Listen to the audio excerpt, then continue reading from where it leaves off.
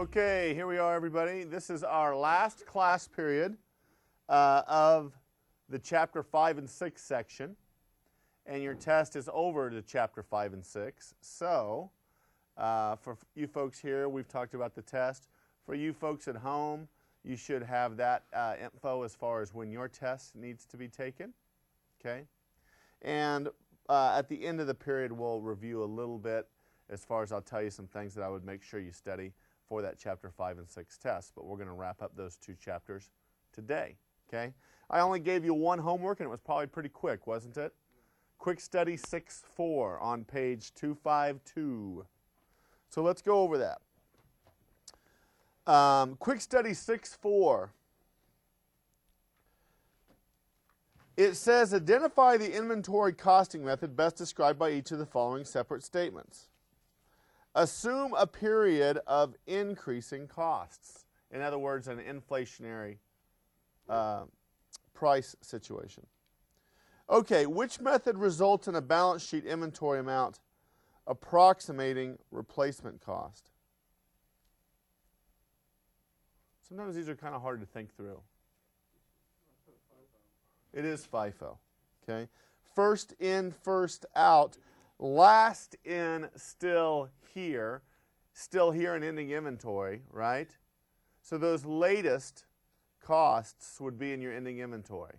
And those latest costs certainly would approximate replacement cost better than costs from way, way long ago. Okay?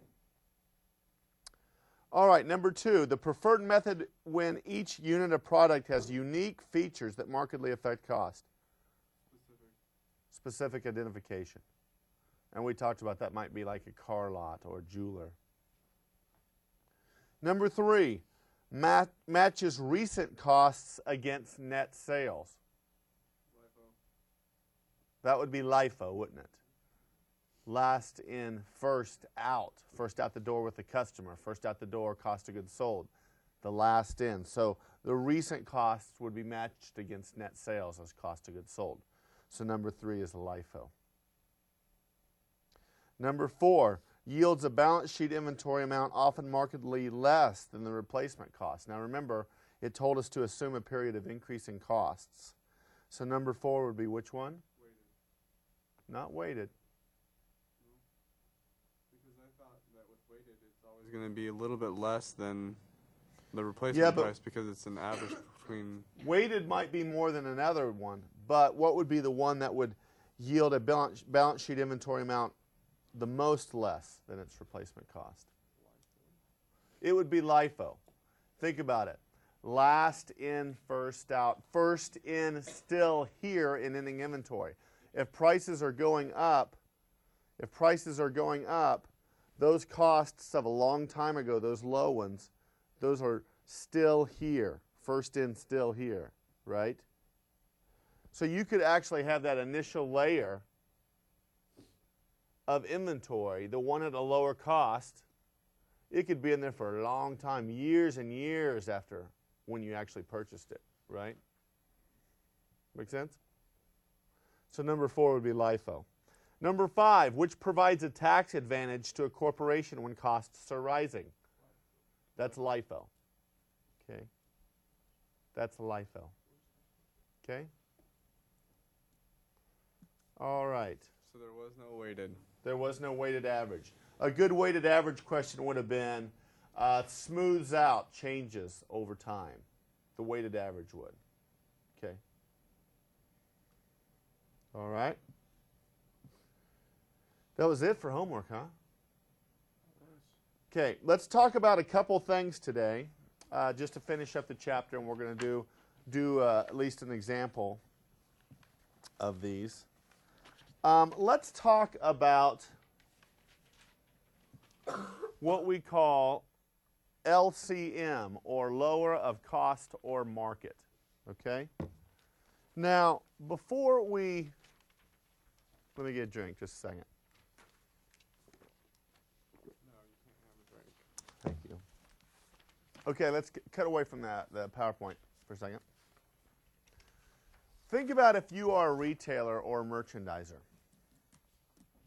Which which of the following items will usually be lower?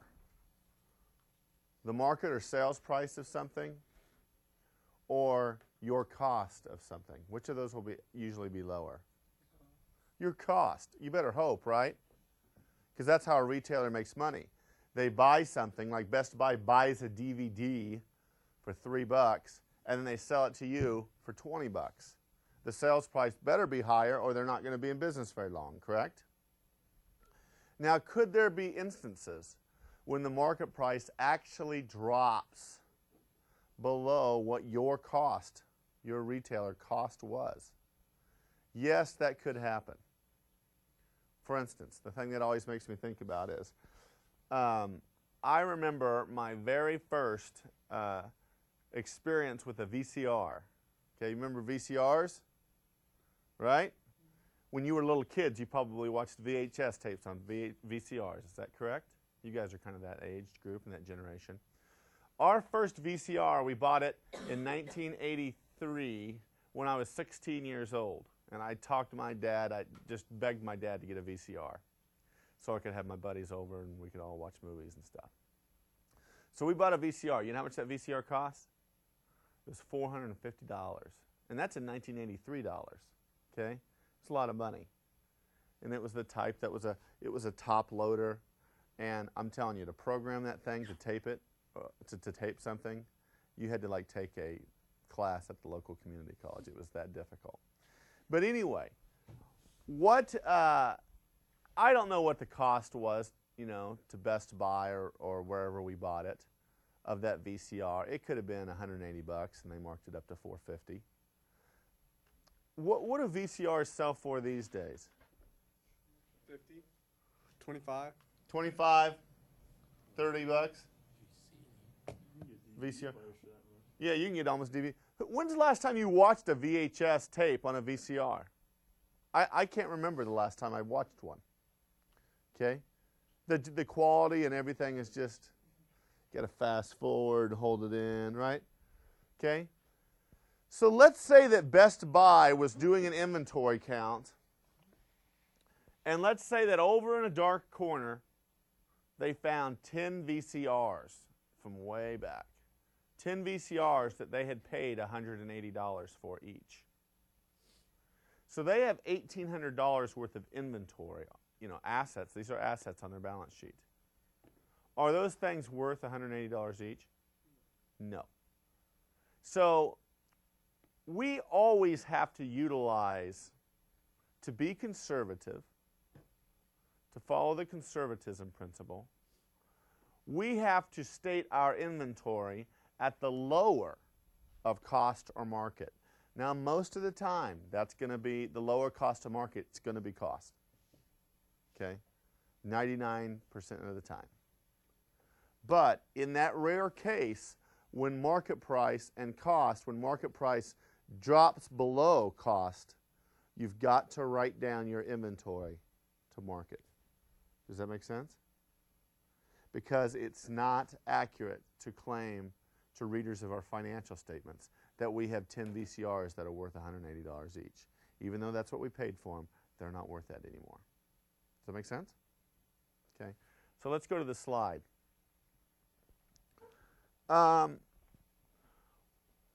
We are going to look at LCM when market is lower than cost, and like I said, this is consistent with the conservatism principle. We can apply this in three ways. We could do this for each individual item. We could do this just to categories of assets, or we could do it to the whole inventory. Let's look at an example of each of those. Okay? All right. Let me get my pointer going here. Okay, we start off with this data right here. Okay? We have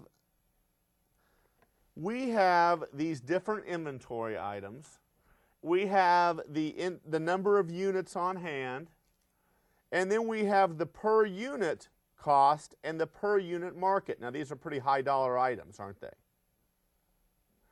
Okay, the first thing that we're going to do in an LCM problem is we're going to take the units on hand times the cost per unit to get the total cost. So 20 times 8,000 equals 160,000. 20 times 7,000 equals 140,000.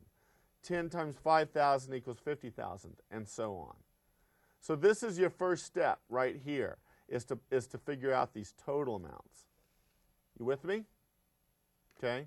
Once we do that, then we're going to shift over, okay? And actually, let me do this. I think it'll be easier to follow this if I do it in this way. At least let's try this. You're going to lose that pretty color, but that's okay. Okay? Okay, now we have the information that we had. For each one of these items, we have the total cost and the total market, right?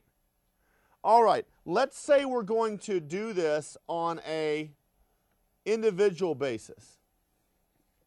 We're going to apply LCM on an individual basis, okay?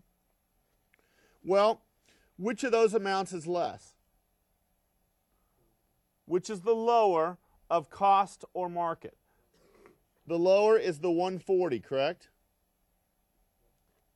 Which is the lower? 50. Okay. Which is the lower? 40. Which is the lower? 35. Okay.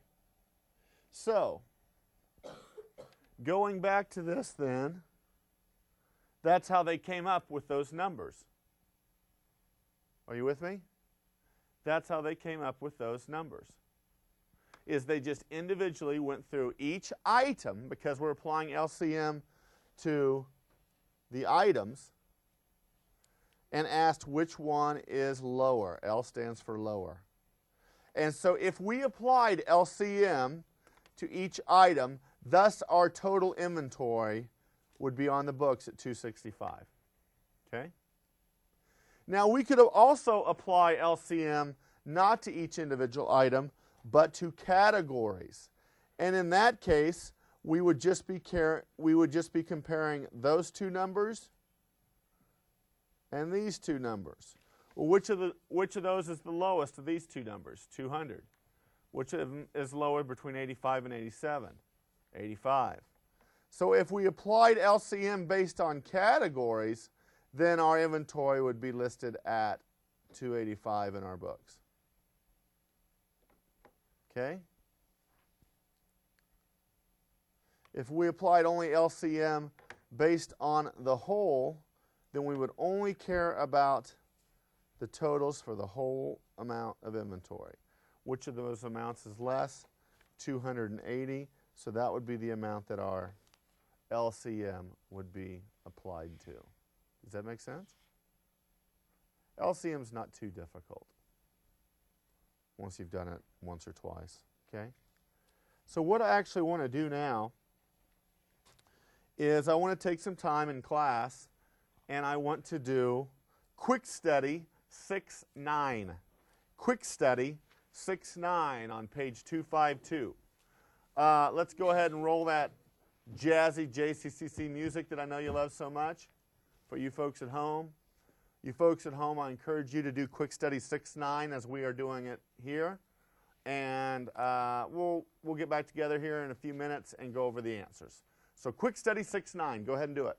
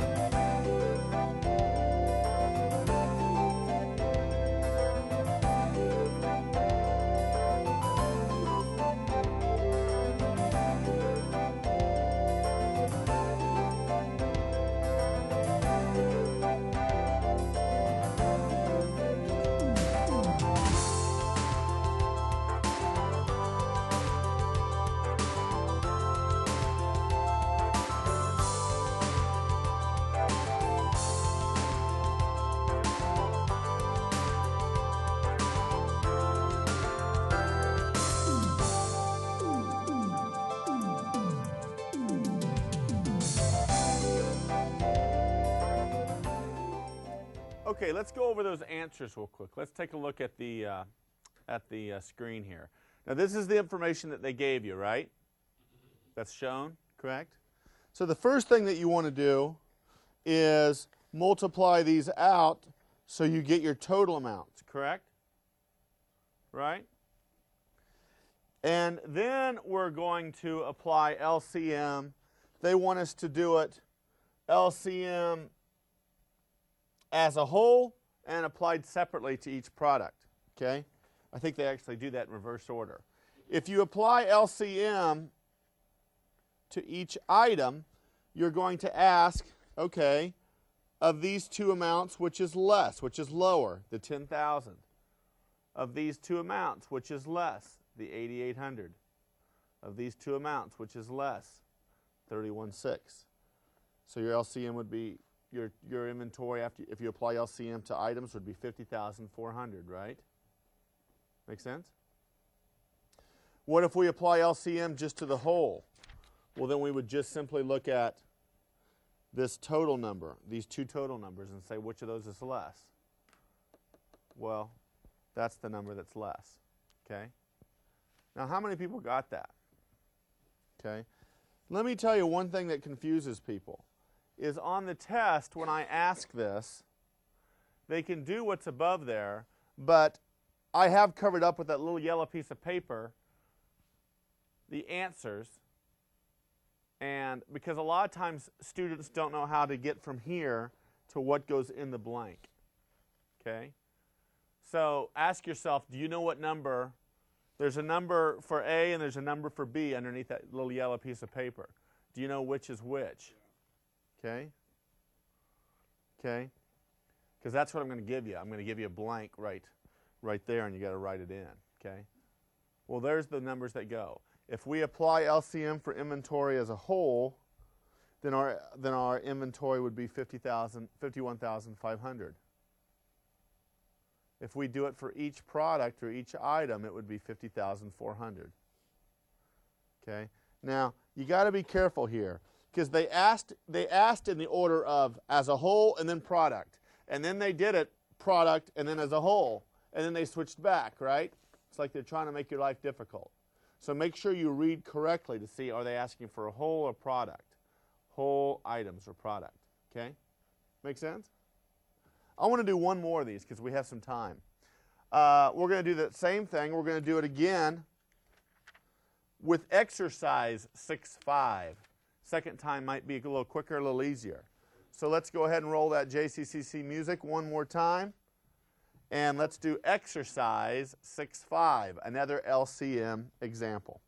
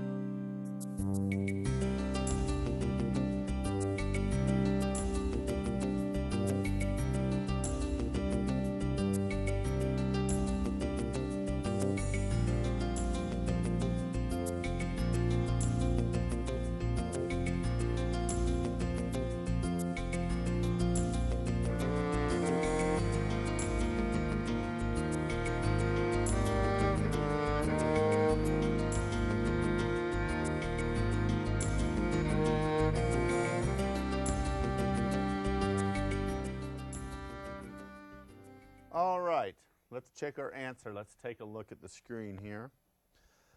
This was the information that was given to you. The first thing you do is multiply those out to get your total costs and your total market, right?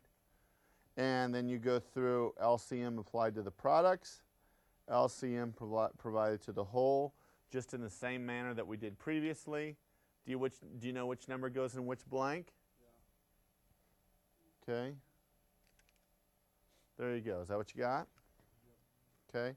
LCM's not too difficult, is it? All right. Okay, any questions on that?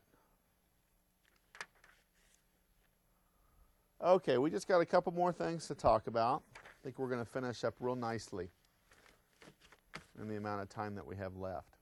Okay. I want to talk about a couple things. Let me jump over real quick to the inventory turnover ratio. Okay.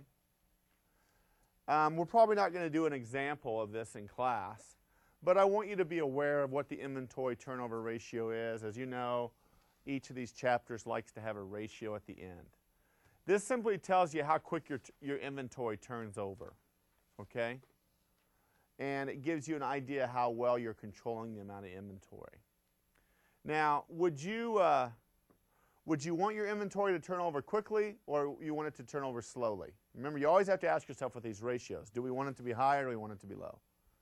What do you want? You want your inventory to turn over quickly. You want it to be high, okay? You don't want inventory just sitting around taking up space and risk of getting stolen or damaged. Okay, it's expensive to hold on to inventory. So you want it moving through quickly. And you want to try to reduce the amount of inventory that you have. You have to take into a lot of factors in that, and we'll talk about that in future classes. But I at least want you to be aware of this inventory turnover ratio. You calculate it by taking a cost of goods sold divided by your average inventory for that period. Average inventory is just the inventory at the beginning of that period plus the ending inventory at the end of the period. Add that up and then divide by 2. That's your average inventory. You with me? Okay. The last thing here that I want to talk about is, or second to last thing I should say, is this days sales in inventory. Okay. This is a ratio that calculates how much inventory is available in relation to the number of sales. Okay. These are just different ratios that a manager is going to utilize to make sure that they have enough inventory but not too much inventory. Now, a nightmare for a retailer is if somebody wants to come in and purchase something from you and you don't have it, right? Okay. I went to a bookstore once. I said, do you have a certain book? They said, we're out of that book. We can order it for you. And I'm like, well, what? You know, I'm thinking, why would I want you to order it for me and then call me in a week and I drive back here when I can just go across the street to that bookstore and I bet they have it, right? So they lose your business, right? So as a manager, you want to have enough inventory where you don't have stock outages, but you don't want to have too much, whereas it's just really expensive and inefficient. Okay? So the days sales and inventory lets you know how many days worth of sales you have before you're going to be out. Okay? All right. Now I want to go back to a few slides here and talk about this right here. Now, understand, do you remember our beginning? Let's jump over here real quick. Remember this equation? That is an equation that you need to know for the test. But you have your beginning inventory plus your purchases equals your goods available. If you subtract out your ending inventory, you get cost of goods sold, or sometimes you subtract out cost of goods sold and get your ending inventory, right? Ending inventory is on the balance sheet, right? Cost of goods sold is on the income statement. If you make an error in your ending inventory account, it will affect both financial statements. And that's what this chart is showing us. It says here on the top line, if we made an inventory error and we understated our ending inventory, if we understated our ending inventory, then the cost of goods sold would be overstated, and the net income would thus be understated. Okay? Now, the way I always kind of like to follow that through is, okay, we're going to look at that top line, understated ending inventory. Okay? If we, by mistake, let me adjust this a little bit.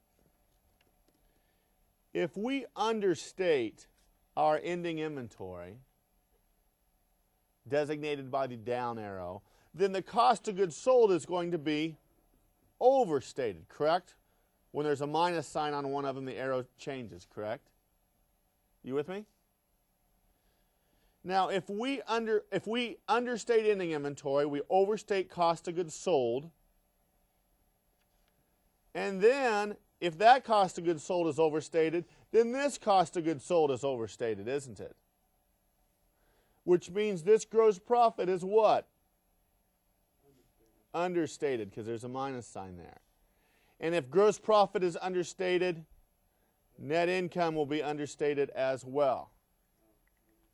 Oops, I need to back that up a little bit, don't I?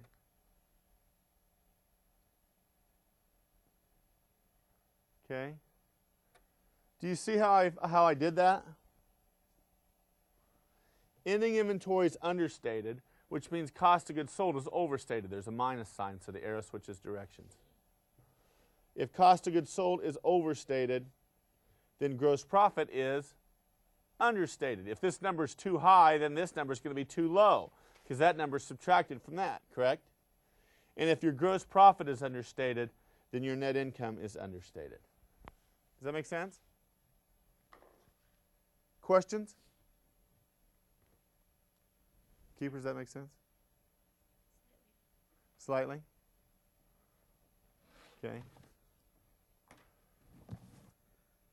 Well, here, I don't have a warm fuzzy, so let me back up a little bit. Let's do a real simple. We know this equation, right? Revenues minus expenses equals net income, correct? If your revenues are overstated by mistake, what's your net income going to be? It's also going to be overstated, right? If this number is falsely high, then your net income will be falsely high, correct? Okay. Now ignore that. If your expenses are falsely high, just your expenses are falsely high, then what is your net income going to be?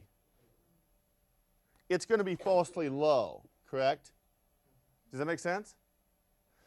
And again, there's a minus sign here, so the arrow switches direction. Now maybe this will make more sense, because it's the same situation.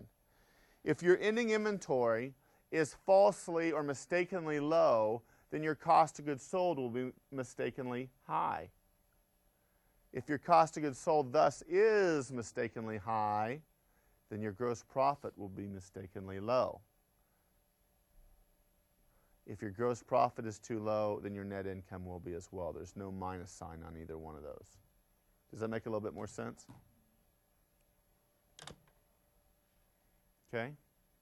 Now, I'm not quite done with this, because let me ask you this. If let's just put this in terms of months. October's ending inventory is November's beginning inventory. Is that correct? One period's ending inventory is the next period's beginning inventory. Okay? So let's go back to this. Let's say that this green, the green doesn't really show up. Let's say the green equals October. Okay? Well, then let's have red equal November. Okay? All right. So what we said was October's ending inventory was understated, correct? So that means November's beginning inventory was understated. Is that correct? If October's ending inventory is understated, well, ending inventory for October is November's beginning inventory. So what does that mean? That means, and this is the next period, that this would be understated. Correct? Which means this would be understated, which means this would be understated. None of these numbers have a minus sign, so the arrow doesn't ever switch. If cost of goods sold is understated, well, that would be understated down here too, which means gross profit would be what for October? Overstated. And if gross profit for November is overstated, then the net income is also overstated. Okay? Now you're probably getting a headache at this point. Okay? But leave that up there. All I'm doing is following those arrows through. Okay? But I want to point out a couple important things while you look at that on the screen. Once again, October's ending inventory is November's beginning inventory.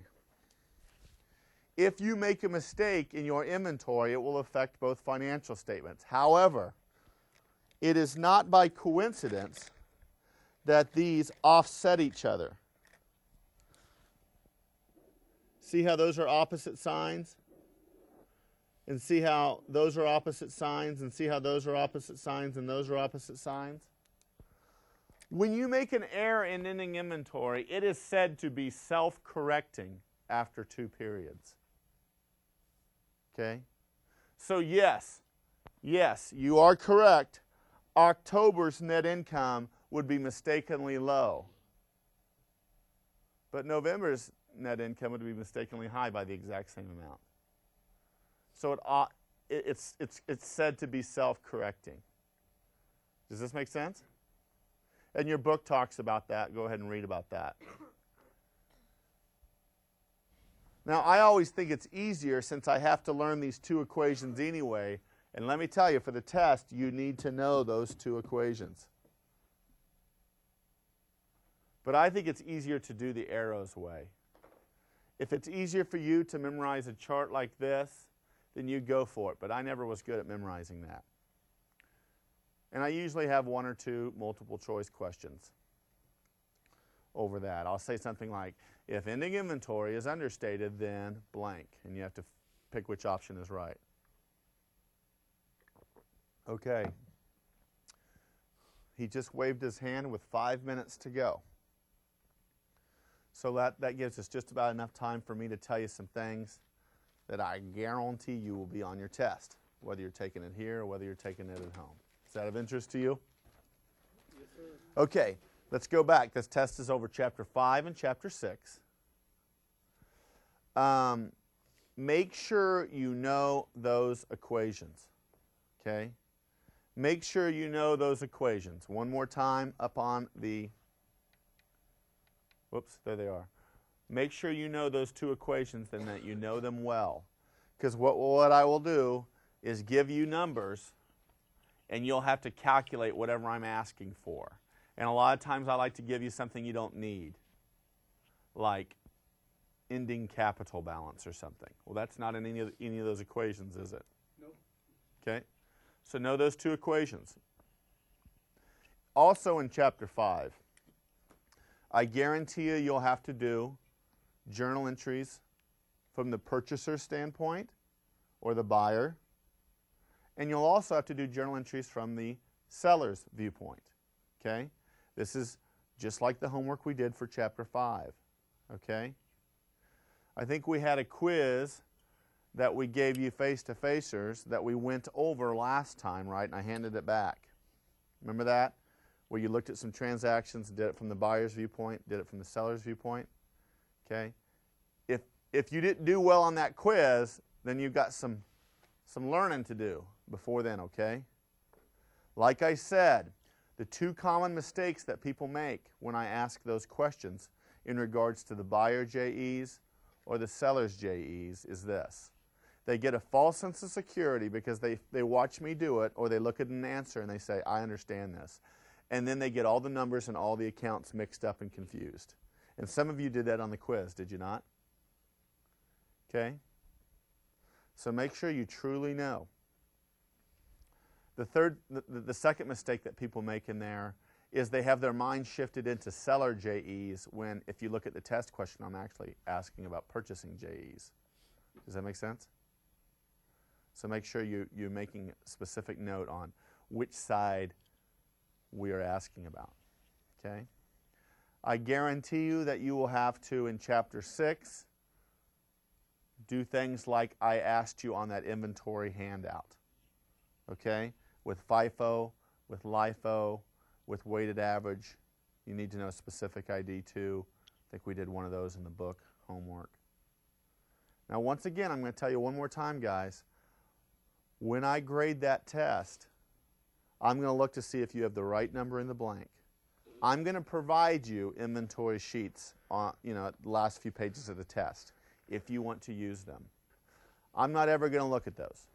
If you don't want to use them, don't use them. Okay? But I'm going to grade you as far as if you have the right numbers in the blank. If you have the right number in the blank, you'll get full credit. And if you don't, you'll get 0 for that blank. Now, like I said, I'm not going to go through your inventory detail and go, where did they go astray? Let me see if I can give them an extra point or two. No, I'm not going to do that. So it would really behoove you, if you have extra time, to cover up your answer and try to do it again. Don't just look over your work, because you can look over a mistake 15 times, right, and not catch it. But if you cover up your answers and do it again, and if you get the same answers, that's probably a pretty good indicator. You with me? But I guarantee you'll have to do that like the handout. I'm sure that there'll be an LCM problem. And then one other thing I like to always do on tests, I think this has been on all my tests, but you should be ready for this because I might put this on there. Don't I always like to have a test question that says, indicate whether a debit or credit yields the indicated change? How do you increase sales and allowances, or sales discounts and allowances? Well, sales discounts and allowances is a debit balance account. It's a contra revenue. Thus, you increase it with a debit, you decrease it with a credit. Remember that? Because I'm a big believer that if you don't know what type of account and what the normal balance is of accounts and what financial statement they go on, then you truly, really don't understand it. Okay? So all those new accounts that we talked about, cost of goods sold, sales returns and allowances, sales discounts, all those, as well as past ones, that's always eligible to ask you, is how do you increase or decrease the account? Does that make sense? Okay. What's the best way to study for my test? The best way to study for my test. Not the practice test, but to get a blank piece of paper out and see if you can do the homework. If you can't do the homework, you can't do the test. We have to post any of the JEs for the buyer and seller. You mean post them to the T accounts? Yeah, and go to the closing. No, I'm not going to make you post to T accounts and to the ledger on this. You'll have to just do the JEs for sure. Okay? No, I'm not going to ask you to do financial statements, but that is something you should always be able to do. Okay? Now, again, when I tell you these things, I guarantee you will be on the test. I'm not saying only those things are on the test. What I'm saying is those things I just listed, I guarantee you will be on there. I think it would behoove you to look through all your homework, glance through the chapter, make sure you're familiar with those terms, all that sort of stuff. Okay? All right, good luck on the test. We will not go through Chapter 7 when we reconvene. Chapter 7 is not covered in this class. Chapter 8 is the next chapter we cover. See ya.